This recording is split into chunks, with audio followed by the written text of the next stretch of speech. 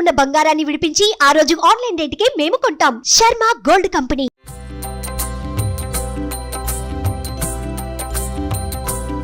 ఒక్కసారి రథసప్తమి స్పెషల్. ఒక్కసారి రథసప్తమికి సూర్యారాధనలో భాగంగా ఈ రోజున పూర్తిగా ఉత్తరం వైపుకి వాలిపోతాడు సూర్యుడు. అన్ని డిగ్రీలు వచ్చేస్తాడు అన్నమాట. కానీ చూడండి, ఎప్పుడు స్టూడియోలో ఉండే అక్కడ బయటకు వస్తే పక్షుల అరుపులు, కేకలు, కిలకిలా రావాలి. ఎంత బాగున్నాయో.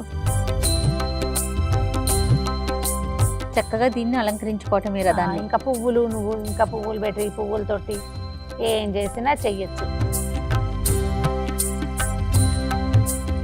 ఆనంద కర్పూర నీరాజనం దర్శయామి ఏకాంతాయ కళ్యాణి తీర్చినాం. తాకట్టులో ఉన్న బంగారాన్ని విడిపించి ఆ రోజు ఆన్లైన్ రేటుకే మేము కొంటాం. Sharma gold company. Suman TV ప్రేక్షకులందరికీ నమస్కారం. ఈరోజు నేను రమ్మగారు రథసప్తమి స్పెషల్ పాయసన్నం మీ అందరికీ చేసి చూపిస్తున్నామండి. ఎప్పుడు మనం వీడియోల రూపంలో రథసప్తమికి ఎలా ఉండాలి, ఏం చేయాలి, పూజా విధానం ఇవన్నీ మాట్లాడుకుంటూ ఉంటాం కదా. ముఖ్యంగా పాయసన్నం అది డైరెక్ట్గా చేసి చూపిస్తున్నా. నమస్తే రమ్మగారు. నమస్తే జయ. మొత్తం రెడీ చేసినట్టున్నారు కుంపటితో సహా. అంటే మామూలుగా దాల్ పెడతాము, ఇలా మన బాల్కనీలో మాడాల మీద దాల్ పెడితే కింద వాళ్ళు గోల్ చేస్తారు. కుంపటి సేఫ్ అని కుంపట్లో పెట్టుకుంటాం. ఇదిగో మన కుంపటి సిద్ధంగా ఉంది. ఓకే అండి. ఈ కుంపట్లో ఏం చేద్దామంటే మంచి పర్ఫెక్ట్ ఆవు పిడకలు ఉన్నాయి మన దగ్గర. ఓకే, వీటిని పేర్చేద్దాం. మొదట కుంపటి వెలిగించుకుని చేయటం మామూలుగా నేను ఎప్పుడు చేసేదే. నేనేం చేస్తున్నానంటే శాస్త్రానికి 2-3 ఆవు పిడకలు పెట్టి కొంచెం ముందుకు కింద బొగ్గులు పోసేసుకుంటున్నాను. సరే, ఇవాళ మనం వీడియో కోసం చేస్తున్నాం కాబట్టి పూర్తి పిడకలు ఇంటి దగ్గర అట్లా చేస్తాం. ఊర్లో అట్లా చేసేవాళ్ళం. చిన్న చిన్న ముక్కలు చేస్తే మనకి ఏంటంటే చకచక ఇది చేయను. రథసప్తమి స్పెషల్ ఇది కదా రమ్మగారు. మీ కింద ఒక పెద్దది పెట్టి అది పెట్టు, చిన్న చిన్నవి పెట్టి మనకి అంటుకుంటాయి. చాలా. ఇంకొకటి 2 చిన్న చిన్నవి ఈ గ్యాప్లు పూర్తి చేస్తే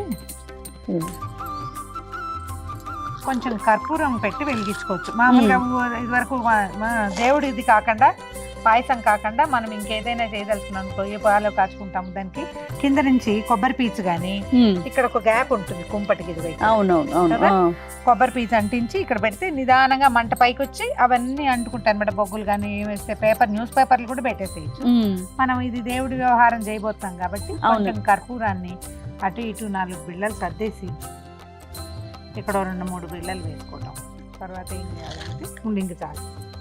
ఇది అంటుకోవటానికి వీలుగా ఒక చిన్న గూడు లాంటిది కట్టాలన్నమాట. కట్టేస్తే మనకి గాలికి అవునవును అంటుకోవాలి కదా. కుంపటి రాసుకునే లోపల మనం కొంచెం ముగ్గేసుకుని చిక్కుడుకాయలు రథం చేసుకుని కుంపటి కాగా ఇది టైం తీసుకుంటుందండి. ఇది అంటుకోవాలి, మనకి పాయసం ఉడకాలి. ఉన్నాయి కదా, ఈ లోపల మనం మిగిలిన పనులు చేసుకోవచ్చు. అలాగే రమ్మగారు. ఒక్కసారి రథసప్తమి స్పెషల్. ఒక్కసారి రథసప్తమికి సూర్యారాధనలో భాగంగా ఈ రోజున పూర్తిగా ఉత్తరం వైపుకి వాలిపోతాడు సూర్యుడు. అన్ని డిగ్రీలు వచ్చేస్తాడు అనమాట. ఇవాళ నుంచి నడక చాలా స్పీడ్ ఎక్కుతుంది. ఇప్పటికే మనకి ఎండ వచ్చేసింది. అవును, ఇంకా బాగా ఎండలు విరిగిపోతాయి. ఇంకొకటి 2 కర్పూరం ఏమన్నా ఇక్కడ వేసింది పక్కన కూడా అనుకుంటుంది. మనకి చకచక్క కావాలిగా. ఒకటో 2 ఈ పైన గాలి కదా, గబా గబా గబా అవును. చాలు. చాలా. కానీ చూడండి, ఎప్పుడు స్టూడియోలో ఉండే అక్కడ బయటకు వస్తే పక్షుల అరుపులు, కేకలు, కిలకిలా రావాలి. ఎంత బాగున్నాయో. మొత్తం పోయి అంటుకుని చూసారా జయ? అవును రమ్మగారు. ఇదిగో ఒక ఇత్తడి గిన్నె పెడదాం. ఇందులో ఈ గిన్నెని కడిగి పెట్టుకోండి. తడి గిన్నె ఉండాలి. పాలు పోసేద్దాం. ఒక 1/2 లీటర్ పాలు చేయ. ఓకే అండి. రమ్మగారు పాలు పోసి పెట్టాము. ఈ పాలు పొంగు రానివ్వాలి. ఈ లోపల మనం ఏం చేద్దామంటే చిక్కుడుకాయలు రథం చేసుకోవటము. బియ్యానికి ఇందులో 3 గుప్పెళ్ళు బియ్యం వేస్తాం. 1/2 లీటర్కి 3 గుప్పెళ్ళ లెక్క సరిపోతుందండి. అంతే. దానికి కొంచెం నెయ్యి రాసి పక్కన పెట్టుకోవాలి. 3 లెక్క ఏంటి రమ్మగారు? అట్లా ఏమన్నా ఉందా? ఏదైనా శాస్త్రానికి 3 చేస్తామండి. దానికి నెయ్యి రాసేసి పక్కన పెట్టుకుంటే ఇది పొంగు వచ్చేటప్పుడు మనం వేసేస్తాం. అంతే. పొంగి పొర్లి కుంపట్లో పడిపోకర్లా, పైకి వచ్చినప్పుడు వేసేస్తే సరిపోతుంది. మరి మనం రథం చేసేసుకుందామండి రమ్మగారు.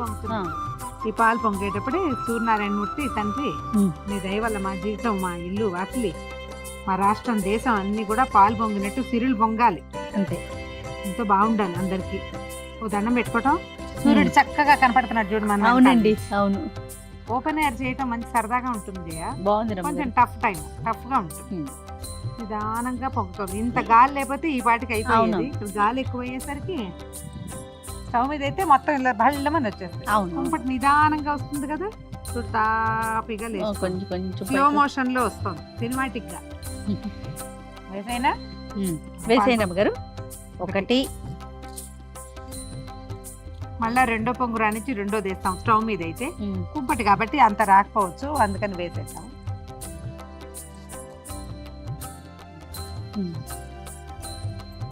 మూడు చిటికలు తీసివేయి నువ్వు కూడా. చిటికంటే తెలుసా అది.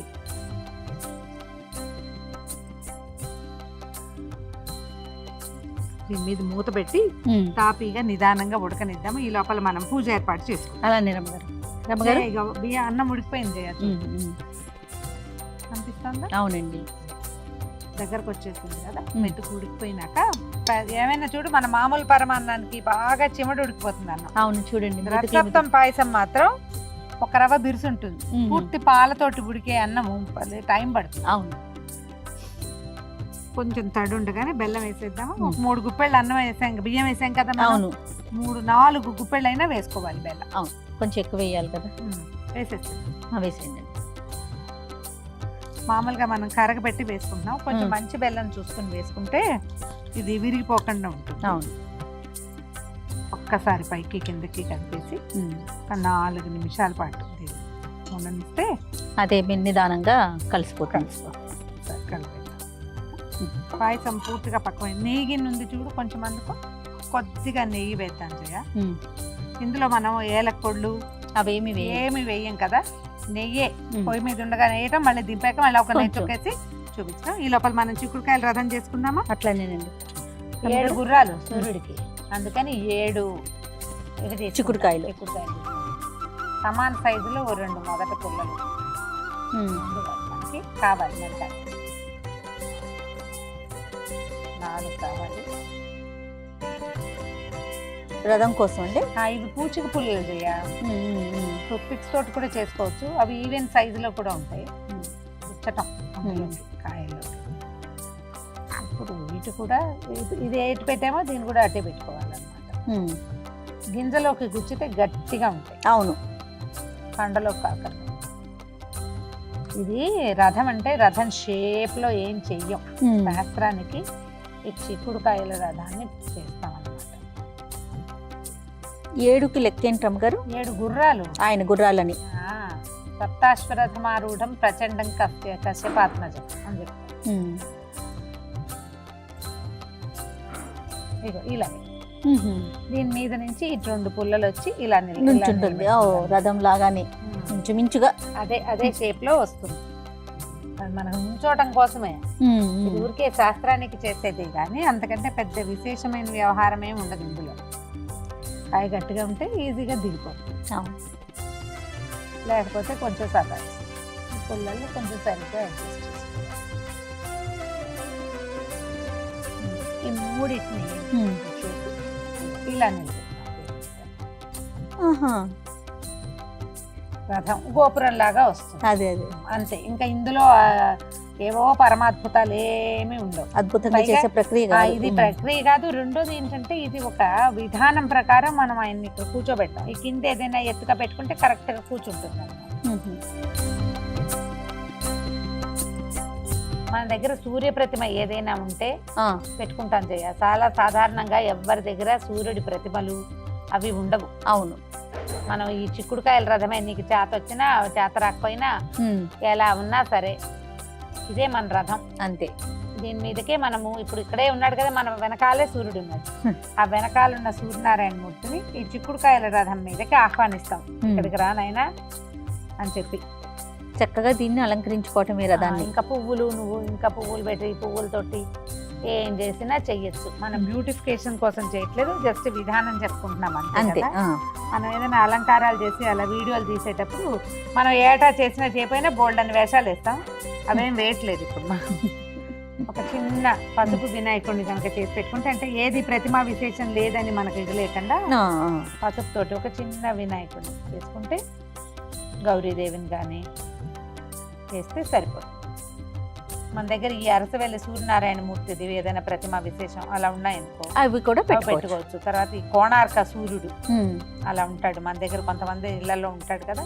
అవునండి. అప్పుడు కూడా పెట్టుకోవచ్చు. చిన్న గౌరి అదే ఇప్పుడు హరిద్రాబింబంలోనే అంటే పసుపు ముద్దకే మనం సూర్యుడిని పిలుస్తాం అన్నమాట. అందులోకి దీపానికి కూడా చిన్న అలంకారం చేద్దాం. మనం ఇట్లా వాకిట్లో చేసుకునేటప్పుడు నిలువు ఒత్తి కనుక వేస్తే ఇట్లా ఇది కొండెక్కకుండా ఉంటుంది. పక్కకు పెట్టిన ఒత్తి పడిపోతుంది, అంటే వెళ్ళిపోవచ్చు, కానీ గాలికి నిలువు ఒత్తి నుంచుంటుంది అనమాట. ఎంత గాలి వస్తుందో చూడు. ఆదిత్య హృదయం కానీ, నవారి స్తోత్రం కానీ, సూర్యమండల స్తోత్రం కానీ ఏది చదువుకుంటే అది చదువుకోవటం. ఓకే.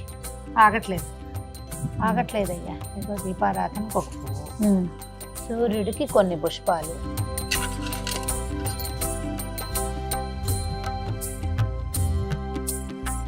సర్వదా జయమంగళం తదేవ లగ్నం సుదినం తదేవ తారాబలం చంద్రబలం తదేవ విద్యాబలం దైవబలం తదేవ లక్ష్మీపతే తేంగ్రేగం స్మరామి. గురుర్బ్రహ్మ గురుర్విష్ణు గురుదేవో మహేశ్వర గురు సాక్షాత్ పరబ్రహ్మ తస్మై శ్రీ గురవే నమః.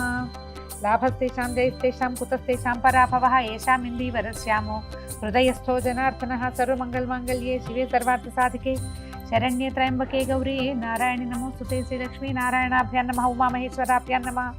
సప్తమ్యాం రథసప్తమి నామ పుణ్యతిథౌ భృగువాసరే శుభనక్షత్రే శుభయోగే శుభకరణ ఏవం గుణ విశేషణ విశిష్టాయాం అస్మాకం సహకుటుంబానాం క్షేమస్థైర్యధైర్య విజయాభయారోగ్య ఐశ్వర్యాభివృద్ధ్యర్థం ధర్మార్థకామోక్ష చతుర్విధ ఫలపురుషార్థ సిద్ధ్యర్థం శ్రీ సూర్యనారాయణ దేవతాముద్దిశ్య శ్రీ సూర్యనారాయణ దేవతా ప్రీత్యర్థం రథసప్తమి పూజాంగ అహం కరిష్యే.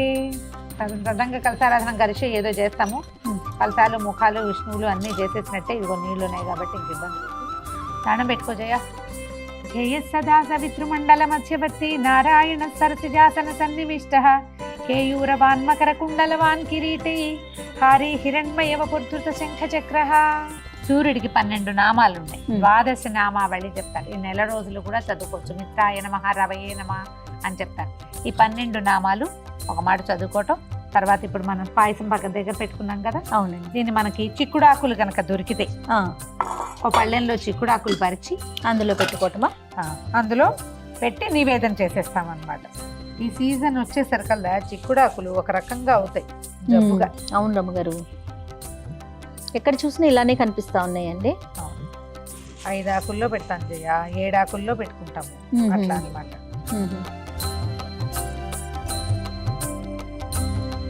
మిత్రాయ నమః. ఈ నామాలు చదువుకుంటే మంచిది జయ. ఓం రవయే నమః, ఓం సూర్యాయ నమః, ఓం భానవే నమః, ఓం ఖగాయ నమః, ఓం పూష్ణే నమః, ఓం హిరణ్యగర్భాయ నమః, ఓం మరీచయే నమః, ఓం ఆదిత్యాయ నమః, ఓం సవిత్రే నమః, ఓం అర్కాయ నమః, ఓం భాస్కరాయ నమః. మనం ఏదైనా పళ్ళు అవి పెట్టదలుచుకుంటే అవి, కొబ్బరికాయ కొడితే అది. నిజానికి ఇవన్నీ ఊరికే మనం చేస్తున్నాం, కానీ పాయసమే ముఖ్య నివేదన. ఓం భూర్భువస్సువర్యేణం భర్గో దేవస్య ధియో యో నః ప్రచోదయాత్ తాపో జ్యోతిరసమృతం బ్రహ్మ భూర్భువస్సువరం తత్వం తత్వేన పరిశించామి అమృతమస్తు అమృతోపస్తరణమసి. ఓం ప్రాణాయ స్వాహ, ఓం ఉపానాయ స్వాహ, ఓం వ్యానాయ స్వాహ, ఉదానాయ స్వాహ, సమానాయ స్వాహ. భాస్కరాయ నమః తాంబూలం సమర్పయామి. ఓం ఆదిత్యాయ నమః ఆనందకర్పూర నీరాజనం దర్శయామి. శ్రేష్టాంతాయ కళ్యాణితే నిత్యర్చినామ శ్రీ వెంకట నివాసాయ శ్రీనివాసాయ మంగళం మంగళాశాసనపదై మదాసాది పురోగమై సర్వైశ్చ పూర్వైరాచార్యై సత్కృతాయ మంగళం. రథసప్తమి పూజా విధానం అంటే ఏదో విశేషంగా చేయాలనుకోవద్దు. పాయసం చేయటం చాలా ముఖ్యం. పొంగే పాలల్లో బియ్యం వేసి పాయసాన్నం వండటం, కొంచెం సూర్యబింబం కనపడే చోట ఒకసారి నమస్కారం చేసుకుని నివేదన చేయటమే. చిక్కుడుకాయలు రథం చేసుకుంటామా, చిక్కుడాకులు దొరుకుతాయా, వాటికంటే మన లోపల ఆస్థ చాలా ముఖ్యం. ఇంత వివరంగా నేనేం పెద్ద వివరంగా చేయలేదు, ఒక మాదిరిగా చేస్తాం. ఇంత మాత్రం చేసినా సరే మనకి లోపల ఉండటం, పగలు భోజనం చేసి సాయంకాలం ఉపవాసం చేయటమే దీని లక్షణం అన్నమాట. ఇదిగో మన చిక్కుడాకుల్లో ప్రసాదం తిని చూడు.